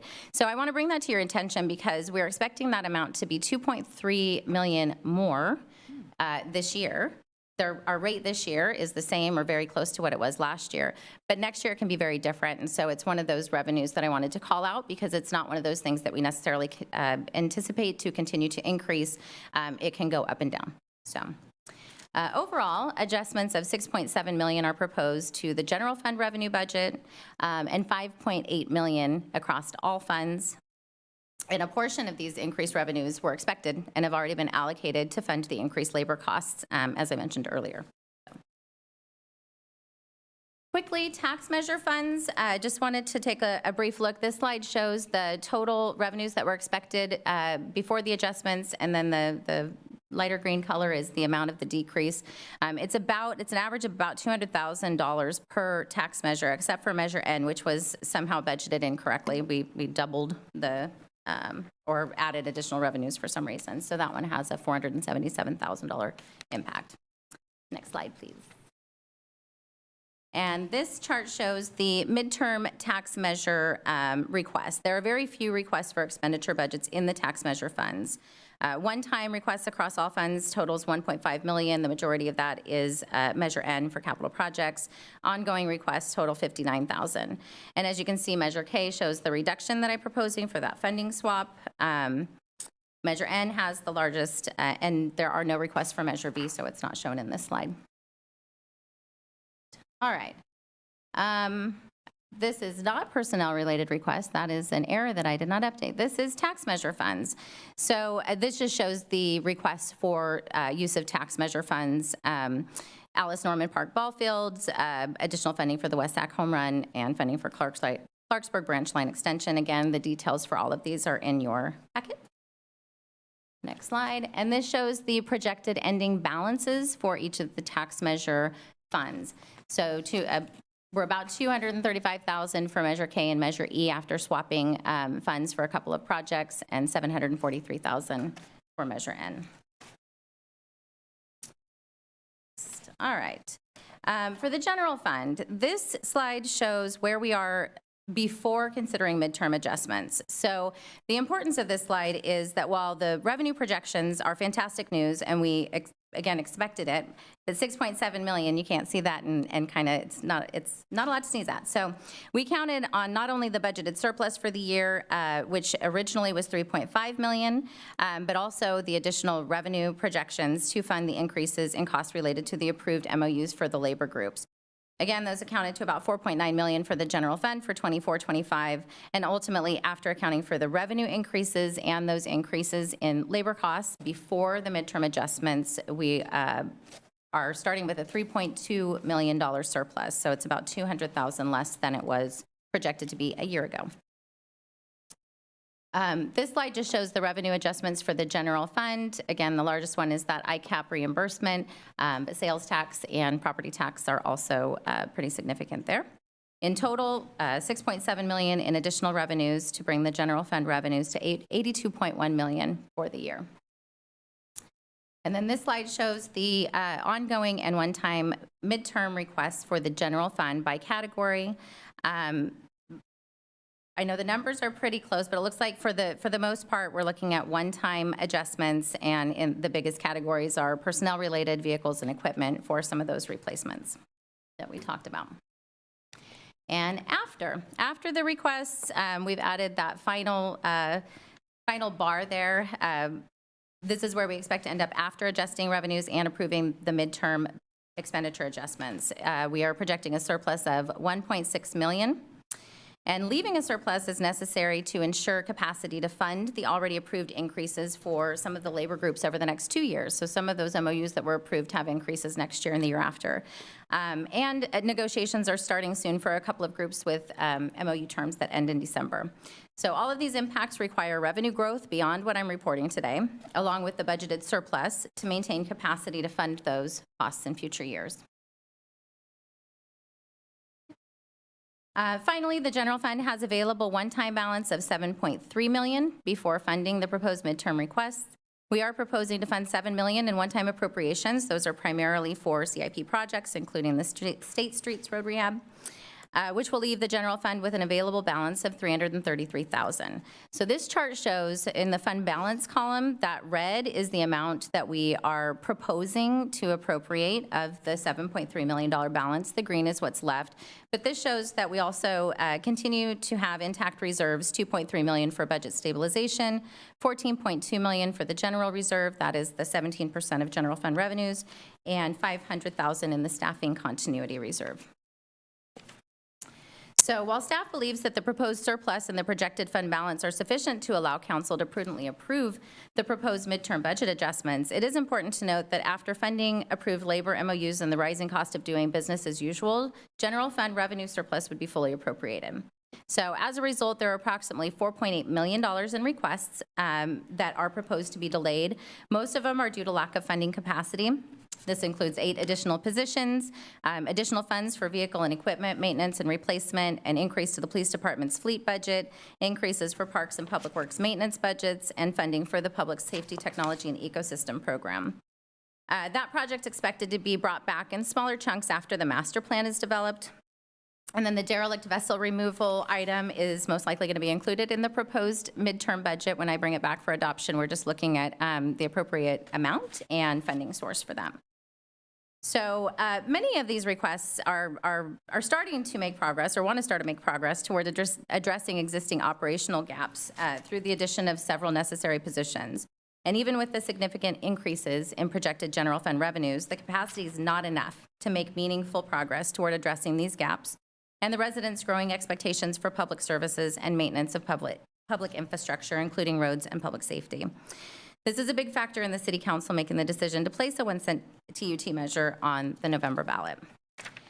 So this slide shows the key requests to be delayed, and the details are in attachment 7 for your report. So tonight, I would like to open it up to the council to conduct a workshop on the proposed midterm budget adjustments and to conduct the first reading of the ordinance regarding adjustments to council compensation. If directed to move forward, I plan to come back to council for second reading of the ordinance and adoption of the ordinance and adoption of the midterm budget for 24-25 fiscal year on August 7th. So this concludes my presentation, and I'll turn it over to the mayor to conduct the workshop and the first reading. Thank you so much, Roberta. All right, bringing it back to council. Any questions? comments? Yes, Councilmember I Sala. did have a question on, you were at page 354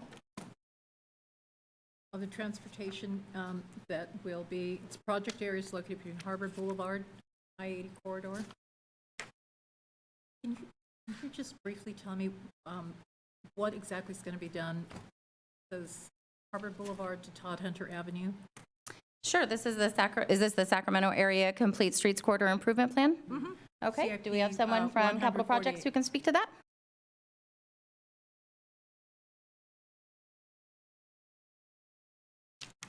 Or anyone?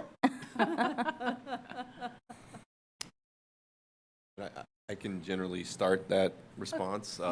It has been a high priority of this council and for staff that have been working on it. We have received some grant funding for Sacramento Avenue, the corridor overall, so we're doing street designs.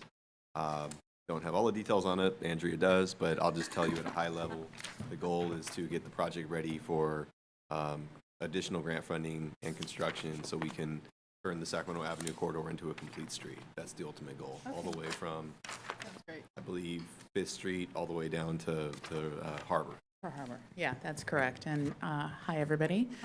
Members of council, I'm Andrea Aus, the Director of Community Development. So this project does further the process of design and environmental review on the Sacramento Avenue project. So it just furthers this project along in terms of improvement of the design and connectivity as a complete street. Because that's going to be all of Sacramento Avenue, is that correct? And then, because I noticed Todd Hunter, that leads to Bright Park, that area. Todd Hunter Avenue, which Yes. leads into Yes. Bright Park. Yes. Okay. That's correct. People were asking about that, and I just wanted to make sure I was telling them the right thing. Thank you. Thank you. Any other questions? I do have a Yes, question. Councilmember Roscoe. Thank you. This one is for Roberta, I believe, and it is on page 383, I believe. Give me 1 second to reorient. It has to do with the reserve fund. I noticed that there was a reduction, 323, forgive me. Right at the beginning of attachment 1. It's the grid that has general operating fund FY 23-24 at the very bottom. Beginning balance, we have a 16,282,000, and then it says projected change, and in parentheses, 6.3 million. Are we removing money from our reserve fund? No, the one right below that is your budget stabilization, or excuse me, general reserve, 2 down. That one is your reserve. The fund balance is the one-time balance in the general fund that we use to fund one-time appropriations, and also ongoing. So essentially, when you look at your revenues less your expenditures, your net ongoing surplus or deficit right now in 23-24, that's the 7.9 million in green. Then we have one-time revenues of 500,000, one-time expenses of 14.7 million. So it's a net use of 14.2 million. When we add those two numbers together, we essentially get a total use of 6.3 million for the year. So revenues less expenditures. And since that's a negative number, that is pulling from our one-time fund balance and reducing that balance. But the general reserve, as you can see, actually has a $1.6 million contribution to keep it at the 17% level.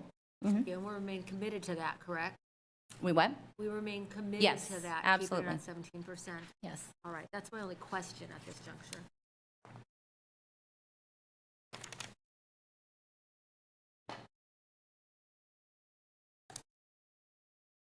Are you done? Yeah, that was my Okay. only I was question just at waiting this for additional juncture. questions. I have comments, but questions, Sure. no, not right now.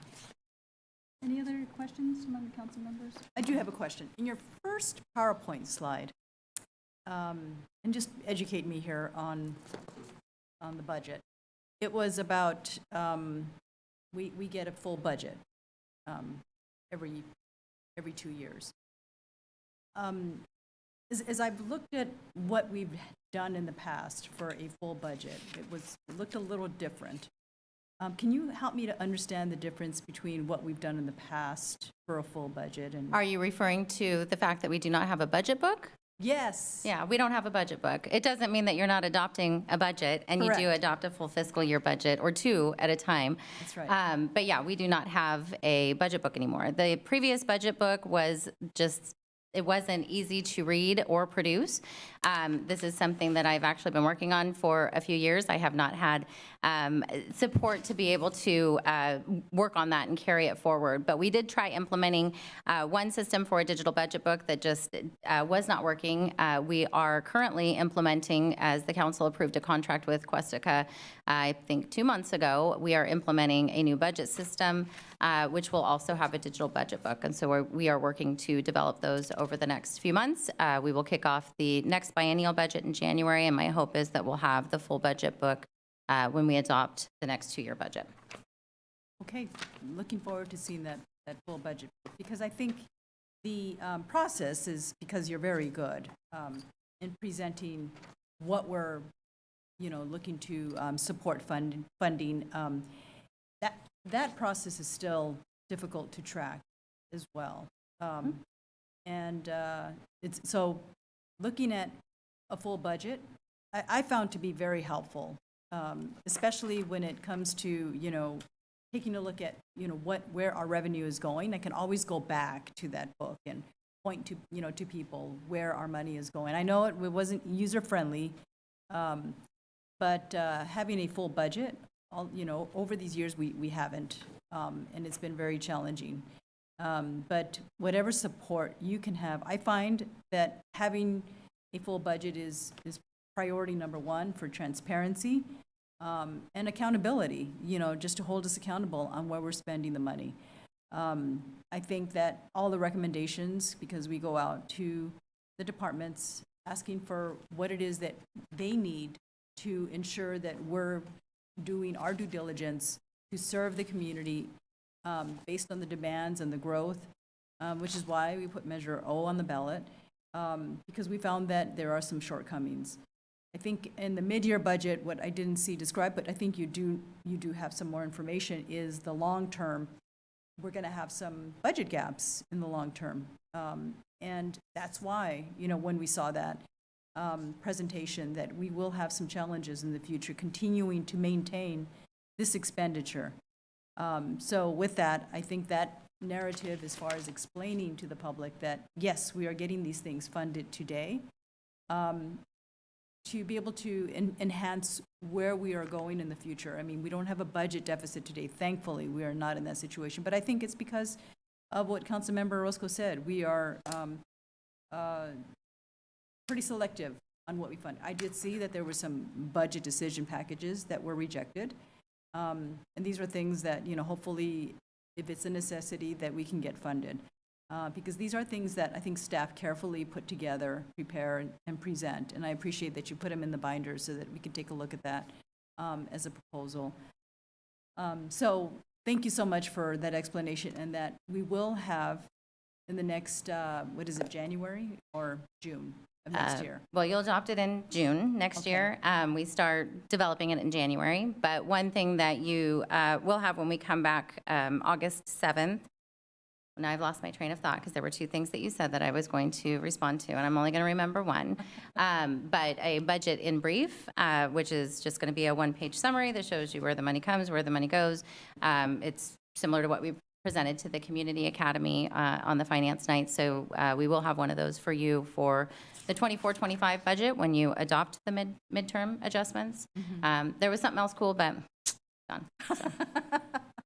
There was also the light rail streetcar funding that is sitting. When will we get a presentation on the O&M and any planning around that? Because I know there's some activity going on. Is that Right. money's I actually, I think you prompted me about that question last week and got an update from our transportation staff on it. We can provide council with a general update on that. The short of it is the work is continuing at RT. It is an RT, Regional Transportation Sacramento project. And when that work is complete, that gets us to the point where the project is ready to bid out. We have full construction estimates.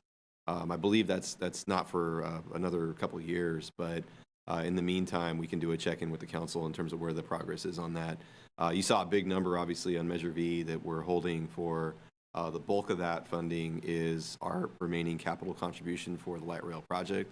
The remainder of that is also Measure V is for flood protection, so part of that funding is sort of reserved for West Safeco projects. But we can definitely follow up with a interim update on the light rail project to get you a snapshot of where we are today and what to expect forward.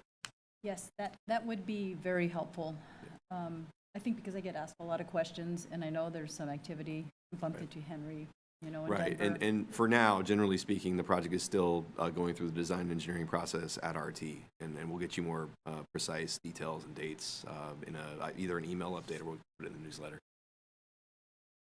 And I remembered what I was going to say. Oh, good. Okay. You mentioned us not having a deficit at the moment, but I will say every time I'm up here, I do give you a list of things, or you ask for a list of things that were not approved. And the reason there's not a deficit now is really because the council's made very prudent decisions, delayed things that we don't know for 100% certainty that we can fund, and set aside reserves or set-asides to get us through our labor negotiations. So it has a lot to do with good decisions made by the council to not program all of the revenues that we have.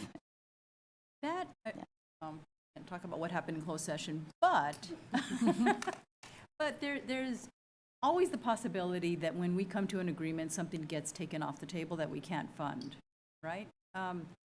And we made that compensation agreement because it's important for those that have been undercompensated, or we need to compete because we're going to lose people to other jurisdictions.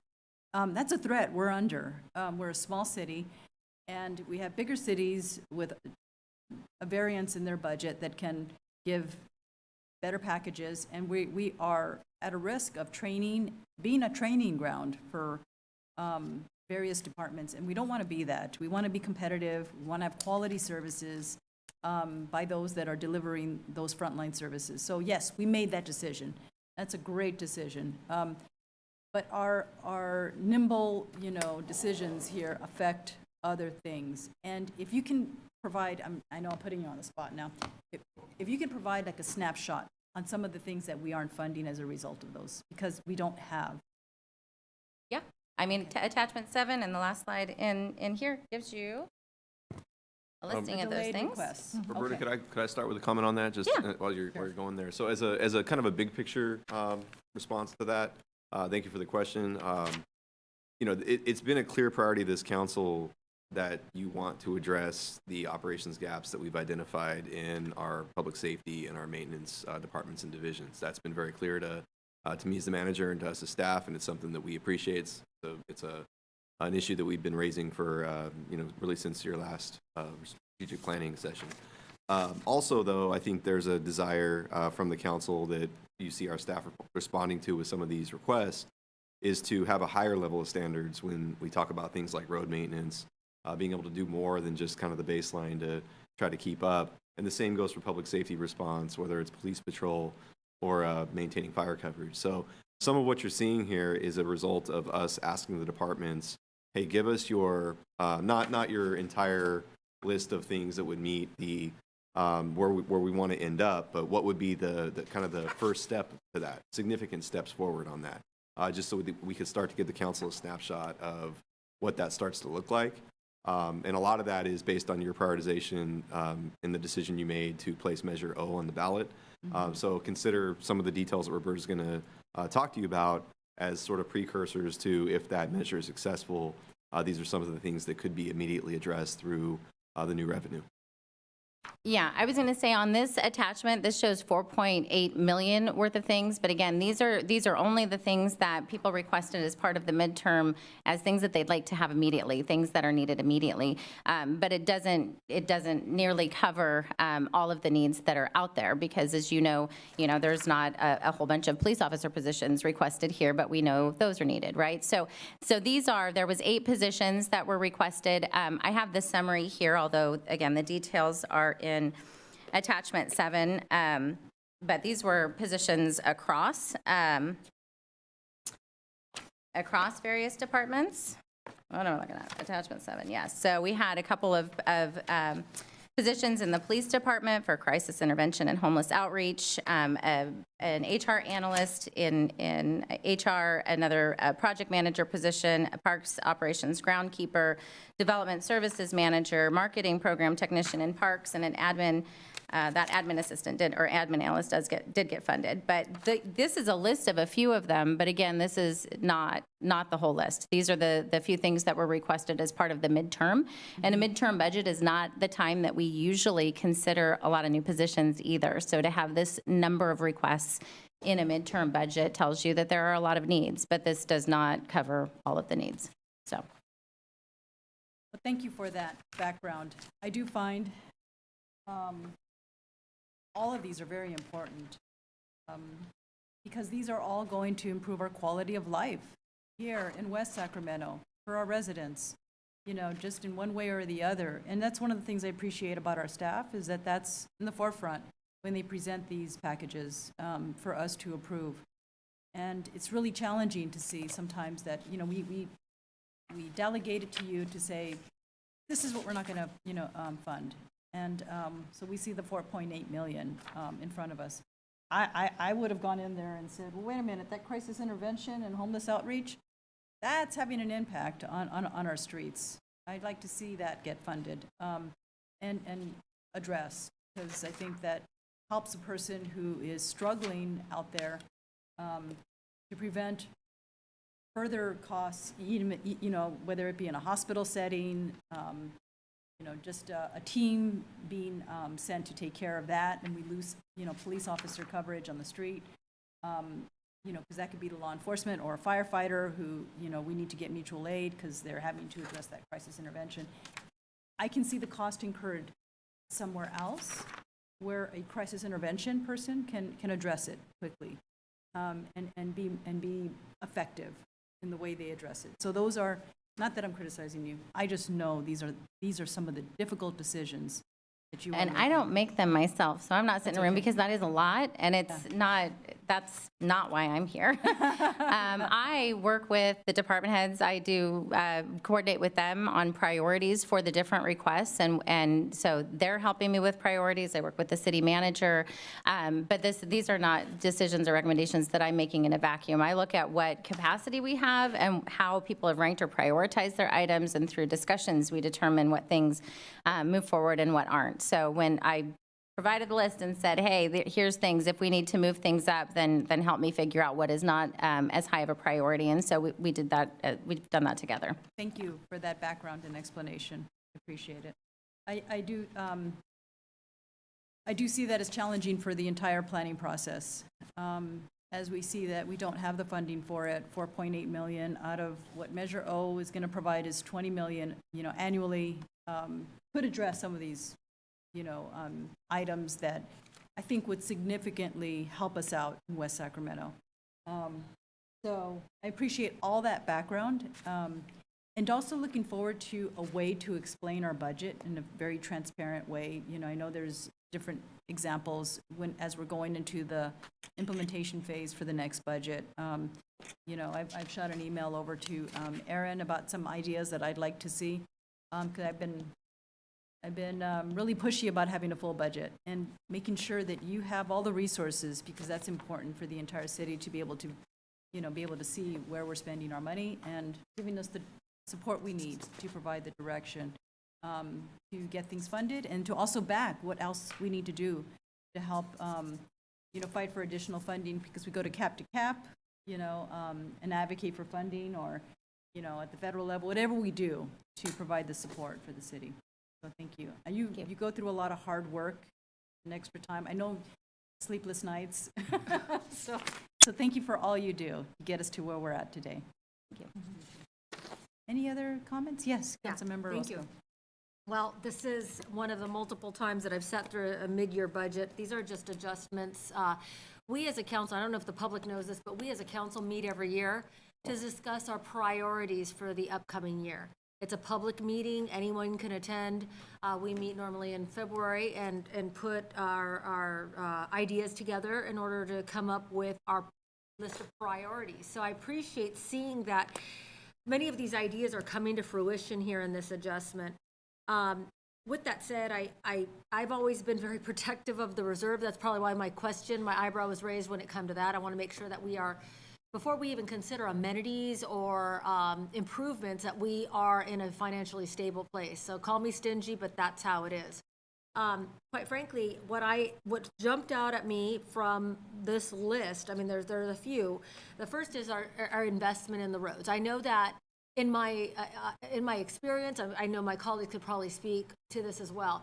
One of the biggest complaints, in addition to the reduction of incidences of homelessness, is our streets and the condition that they're in. And I'm glad to see that there are significant investments. You've heard our feedback.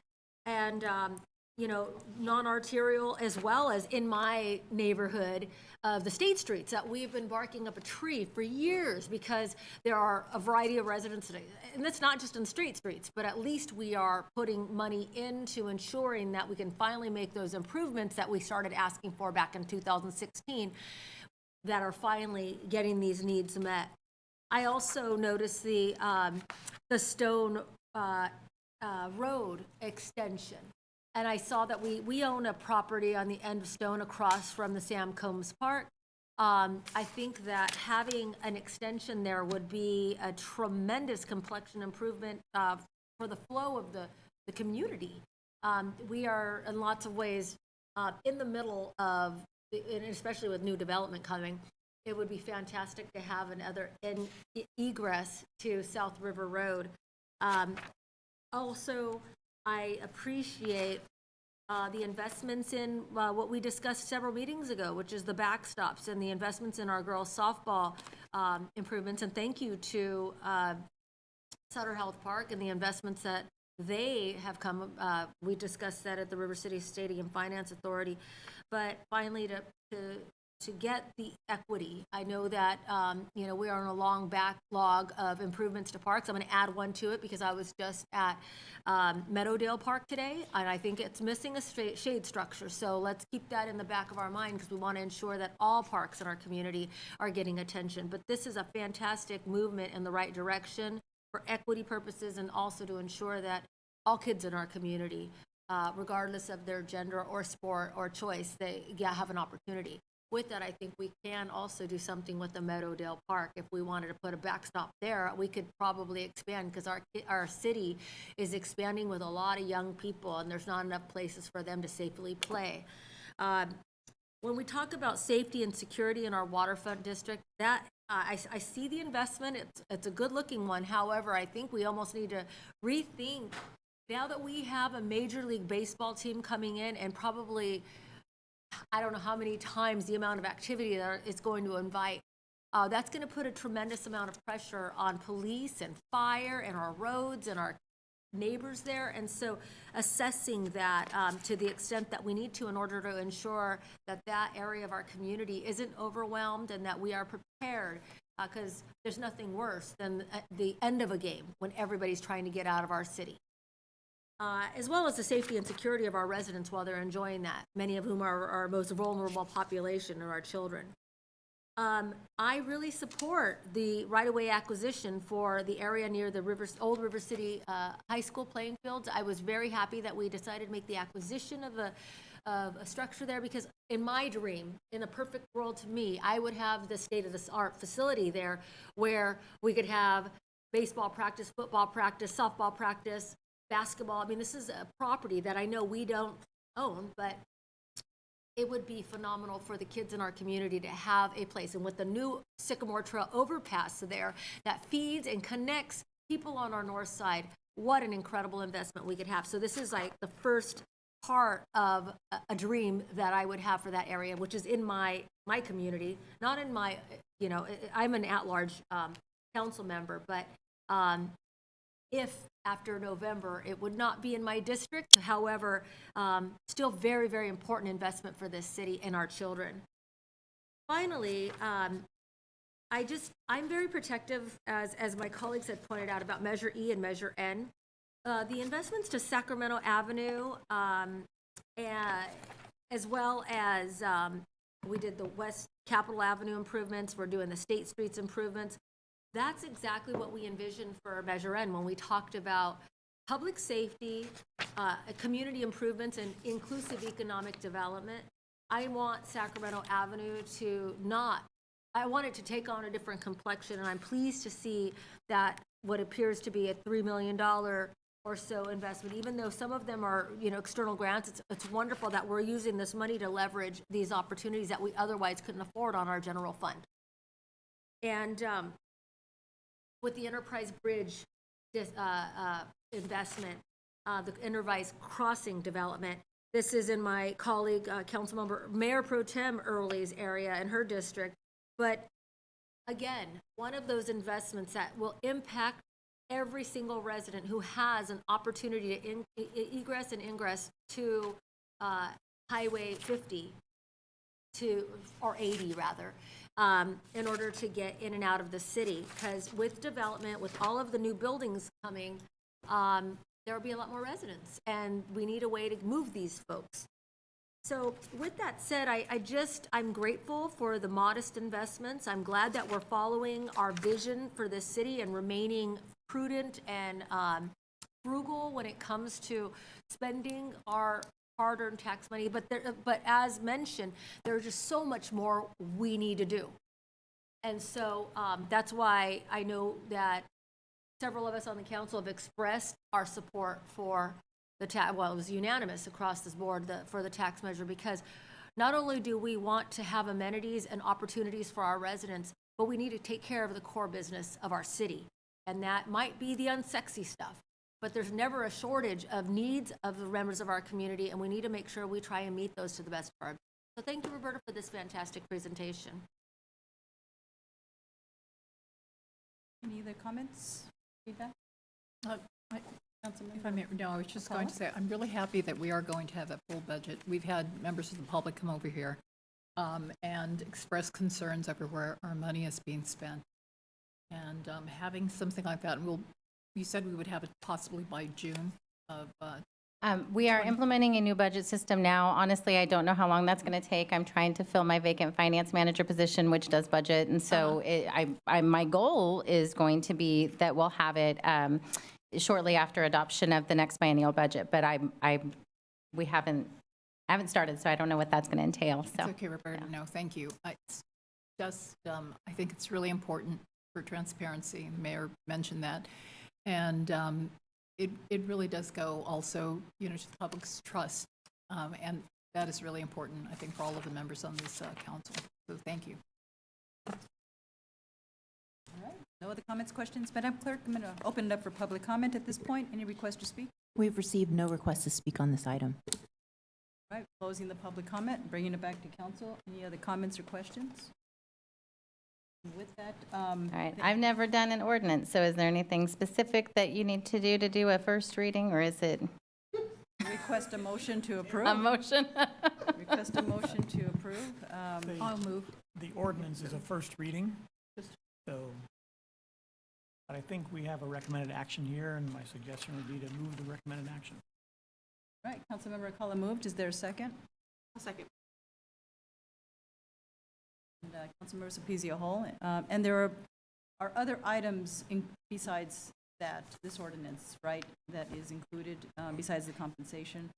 No, it's just the council compensation on the ordinance and then the budget, and both would come back on August 7th for second reading and adoption. Yeah, the budget portion was a workshop tonight, so the direction we received tonight will be packaged into a request to adopt the mid-year budget next time, along with the second reading of the ordinance regarding council compensation. Okay. With that, Madam Clerk, Councilmember Alcala moves. Councilmember Cepizio Hall seconded. Can you please call the roll? Councilmember Sulpicio Hull. Aye. Councilmember Alcala. Aye. Councilmember Orozco. Aye. Mayor Pro Tem Early. Aye. Mayor Guerrero. Aye. And thank you so much. Approved. Next is agenda item 14, consideration of appointments to the Enhanced Infrastructure Financing District's Public Financing Authority. And Madam Clerk, please provide the presentation. I'm responsible for putting the agendas together, and next time I'm putting myself before these wonderful finance presentations, so you're not as bored with me.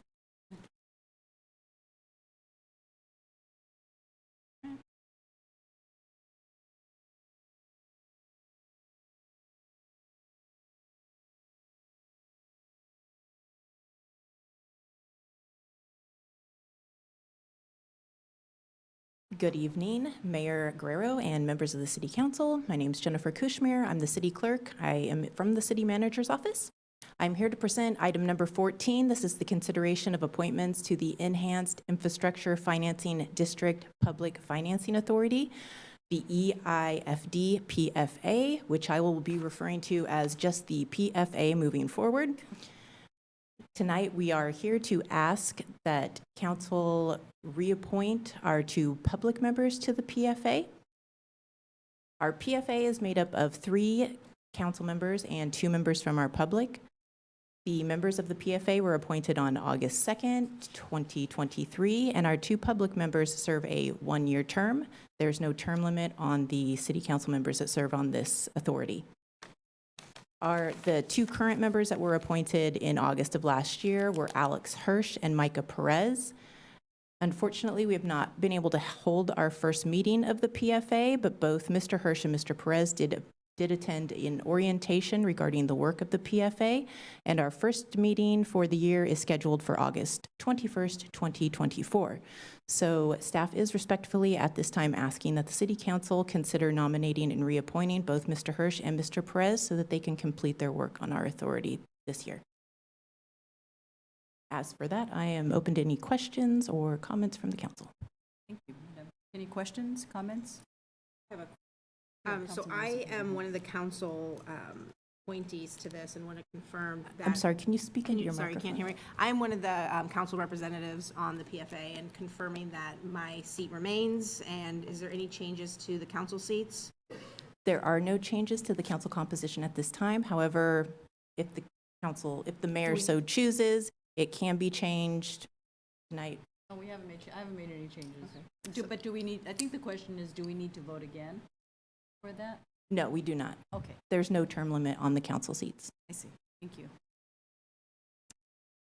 I move that we, I just need to open the public hearing first. sorry. Right. There's no public hearing for this item, and I received no request to speak on this item from the public either.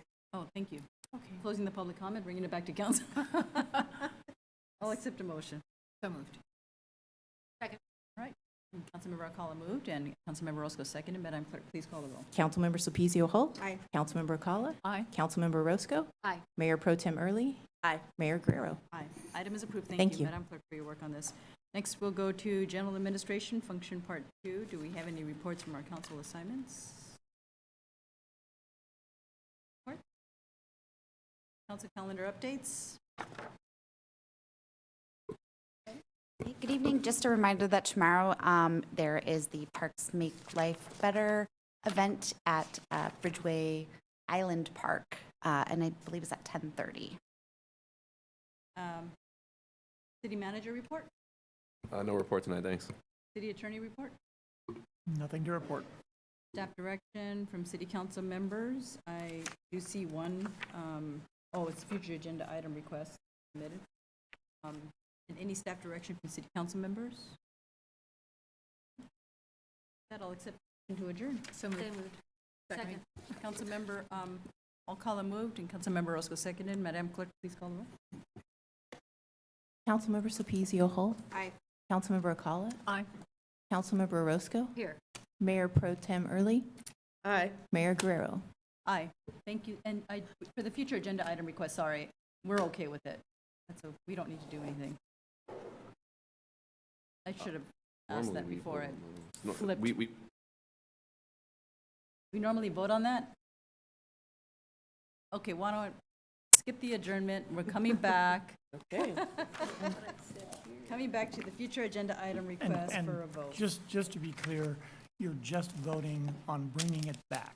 You're not taking an action on that item. Just bringing it back, yes. So you all see the agenda item request? All right.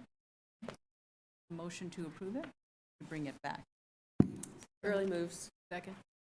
Okay, Mayor Pro Tem Early moved, Councilmember Alcala seconded, Madam Clerk. Councilmember Sulpicio Hull. Aye. Councilmember Alcala. Aye. Councilmember Orozco. Aye. Mayor Pro Tem Early. Aye. Mayor Guerrero. Aye. All right, and with that, it's approved to bring it back. And since we already took a motion to adjourn, we can just go on ahead and adjourn. All right, we are now adjourned. Thank you, everybody.